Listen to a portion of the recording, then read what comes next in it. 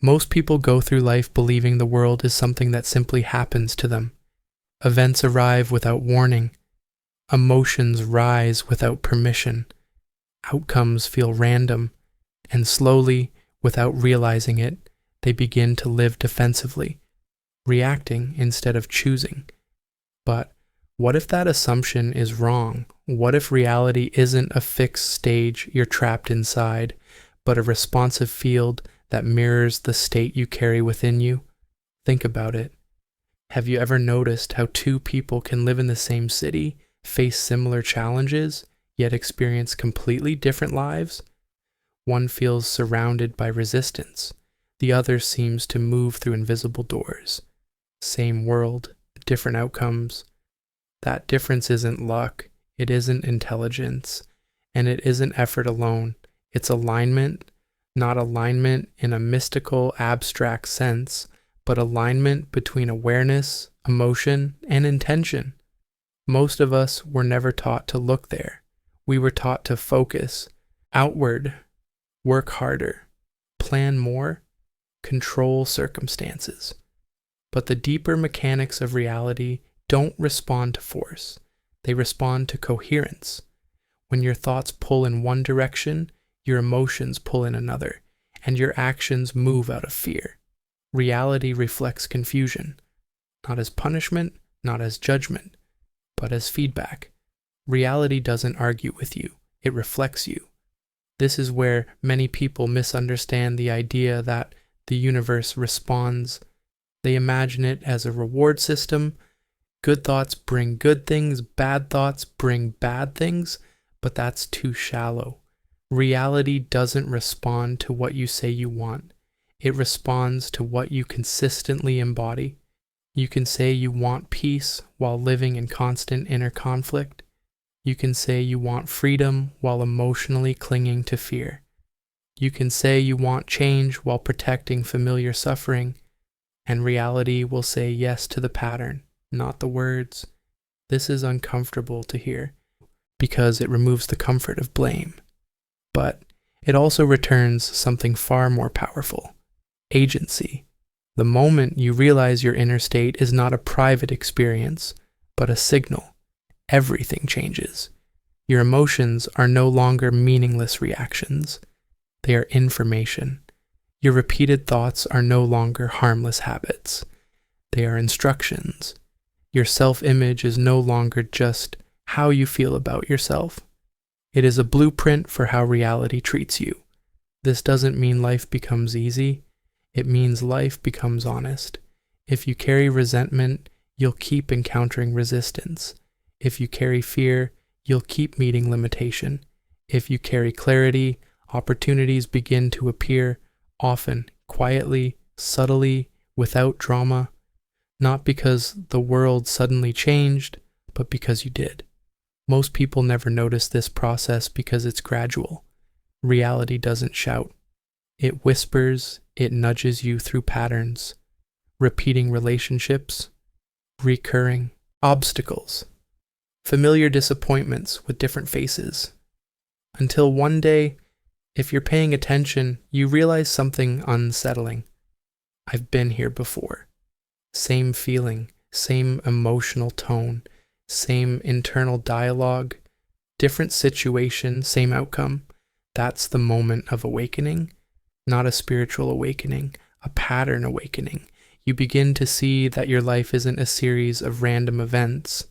It's a feedback loop, and feedback loops can be adjusted, but only when you stop trying to control the outer world and start listening to the inner signal. This is where awareness becomes more important than effort. Awareness allows you to notice when you're operating from fear instead of intention, when you're reacting instead of choosing, when your desires are being canceled by your beliefs. Most people want change without changing the state they live from. They want confidence without releasing self-doubt, success without releasing identity, limits, peace without releasing the need for control. But reality doesn't respond to wants, it responds to states. A calm state creates clarity, a grounded state creates stability, A coherent state creates momentum, and here's the paradox most people miss. You don't align by chasing outcomes. You align by stabilizing your inner world. When your internal environment becomes steady, reality reorganizes around it. Not instantly, not magically, but inevitably. Because instability cannot mirror stability, and coherence always restructures chaos. This is why forcing positivity fails, why pretending doesn't work, why affirmations without emotional alignment feel empty. Reality doesn't respond to performance, it responds to authenticity, to what you genuinely believe, to what you emotionally expect, to what you quietly assume is possible for you. And that assumption, often formed early, reinforced unconsciously, becomes the lens through which everything arrives. The good news? Lenses can be changed, but not through pressure, through observation. In the next session, we'll explore how beliefs form, why they silently override your intentions, and how unnoticed inner narratives keep shaping your external life, even when you're doing everything right. For now, just sit with this realization. Your life is not happening to you. It is responding through you. And the moment you become aware of the signal you're sending, you begin to regain authorship. Most people believe their decisions are conscious. They think they choose their actions, their paths, their reactions. But what actually guides behavior isn't choice. It's belief, not the beliefs you say out loud, the ones you live from. Beliefs are quiet. They don't announce themselves. They operate like background code, shaping what feels possible, reasonable, or allowed, long before logic gets involved. This is why two people can want the same thing with equal intensity, and yet one moves toward it naturally, while the other keeps stalling, doubting, or sabotaging without understanding why. It isn't motivation holding them back. It isn't intelligence. It's internal permission. Every belief answers a silent question. Is this allowed for someone like me? If the answer is no, reality will remain closed, no matter how hard you try to force it open. Here's what makes beliefs so powerful. They don't just influence how you think, they influence what you notice. Your mind filters reality based on what it already assumes to be true. If you believe opportunity is rare, you'll overlook it. If you believe people can't be trusted, you'll interpret neutrality as threat.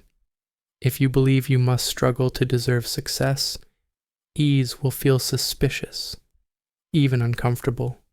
So you unconsciously reject it. This is why self-sabotage feels irrational, because it isn't driven by logic. It's driven by identity. Protection. Your mind will protect a familiar identity, even a painful one, over an unfamiliar upgrade. Why? Because familiarity feels safe, and safety often matters more to the nervous system than happiness.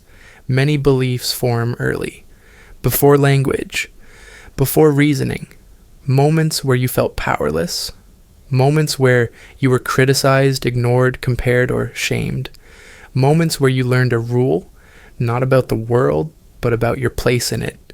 Rules like, don't take up space, don't expect too much. People like you don't get that. These rules become internal laws, and laws shape outcomes. Even when your conscious mind says, I want more, your subconscious may still be enforcing an older contract. That conflict creates friction. You feel tired without knowing why, blocked without seeing the wall, unfulfilled even while achieving, because your energy is split. One part moving forward, another pulling you back. Alignment doesn't happen when you push harder. It happens when the inner contradiction dissolves. This is why awareness is the first real intervention. Not fixing, not forcing, not fighting yourself, observing. The moment you notice a recurring pattern, a familiar disappointment, a repeating emotional loop, ask one quiet question. What must I believe for this to keep happening? Not, what's wrong with me? Not, why am I unlucky? Those questions reinforce helplessness. Instead, curiosity opens the system. When you identify a belief, you take it out of the shadows, and once something is seen clearly, it loses its absolute power. A belief only controls you while it feels like truth. Once it becomes an object of observation, it becomes optional. This is where change actually begins. Not in motivation, not in willpower, but in reframing identity. Because beliefs are not facts. They are interpretations that once served a purpose. At some point, a belief helped you cope, helped you survive, helped you belong. But survival strategies don't always translate into fulfilled lives. What once protected you may now be limiting you. And here's the subtle shift most people miss. You don't delete beliefs by arguing with them. You outgrow them by creating evidence of a new self. Every time you act slightly outside an old belief, every time you respond differently, you weaken the old pattern. Small, consistent proof matters more than dramatic effort. That's why change feels slow at first. Because you're not just changing behavior, or you're renegotiating identity. This process requires patience. Because the nervous system must learn that the new state is safe. But once safety is established, momentum follows naturally. This is why some people seem to suddenly change. They didn't change suddenly. They aligned internally, and reality followed. When beliefs shift, perception shifts. When perception shifts, choices shift. When choices shift, outcomes follow. Not instantly, but inevitably. In the next session, we'll explore how emotions act as amplifiers, how emotional states strengthen or weaken beliefs, and how deliberate emotional alignment can accelerate transformation without force. For now, reflect on this. Your life is not limited by your effort. It's shaped by what you quietly believe you're allowed to experience. And beliefs can change, once you stop mistaking them for truth. If this session helped you recognize patterns you've never noticed before, subscribe to continue this journey. The final session ties everything together. Most people try to change their lives from the outside in. They adjust routines, they chase goals, they rearrange circumstances, and when nothing truly shifts, they assume something is missing.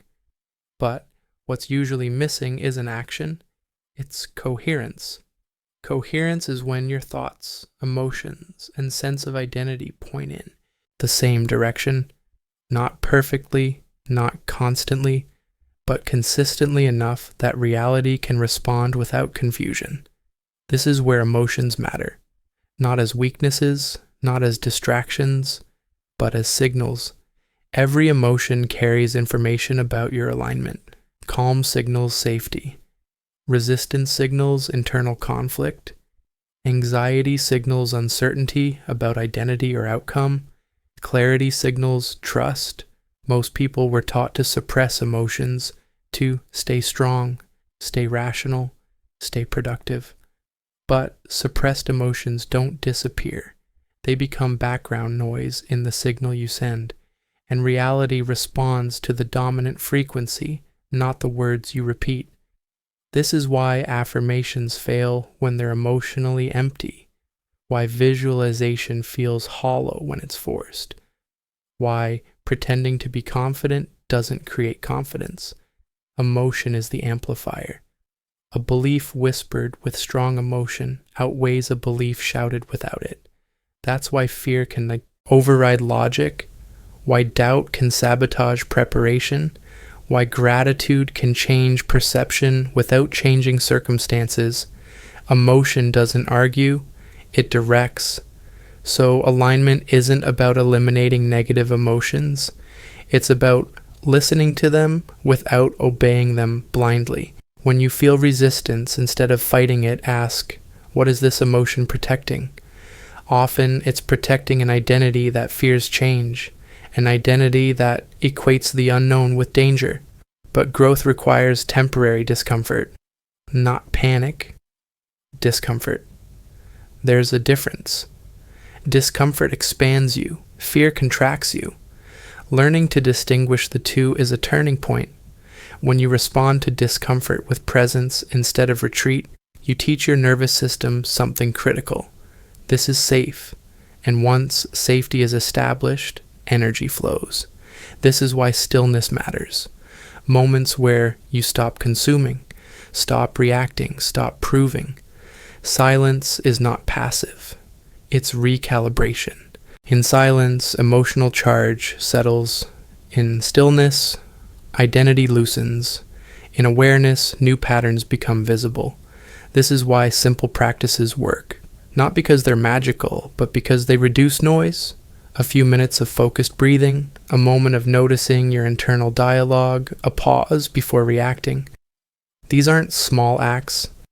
They are interruptions of autopilot.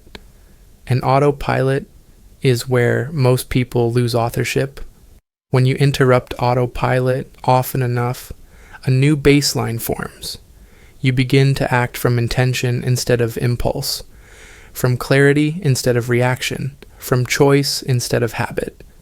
This is where reality begins to feel different, not because it suddenly becomes easy, but because it becomes responsive. Opportunities appear where there was confusion. Conversations shift tone. Resistance softens, not dramatically, not instantly, but unmistakably. And here's the most important part. You don't need to control outcomes to live aligned. You only need to maintain coherence. When your inner state stabilizes, outcomes reorganize on their own timeline. This is why patience is part of alignment. Impatience reintroduces force. Force reintroduces friction. Alignment feels quieter than effort, but it moves further. The paradox is this: the more you trust the process, the less you need to chase proof. And the less you chase, the more life responds. Because reality doesn't respond to desperation, it responds to stability, to grounded expectation, to embodied permission. So the question is no longer, how do I make life change? It becomes, who am I being while I wait? Because waiting from trust feels different than waiting from fear, and reality knows the difference. This is where the phrase, the universe responds, finally makes sense, not as a promise, not as a guarantee, but as a mirror.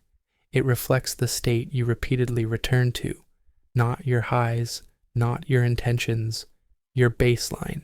And baselines can be trained with awareness, with emotional honesty, with small, consistent choices that reinforce coherence. You don't need to become someone else. You need to stop abandoning yourself internally. When you stay present with your emotions instead of escaping them, when you choose clarity over reaction, when you act from alignment instead of fear, reality adjusts, quietly, gradually, reliably, because coherence is readable, and once your signal becomes clear, life knows how to respond. If one insight from this series stayed with you, write it in the comments, even a single sentence. Articulating it helps anchor the shift.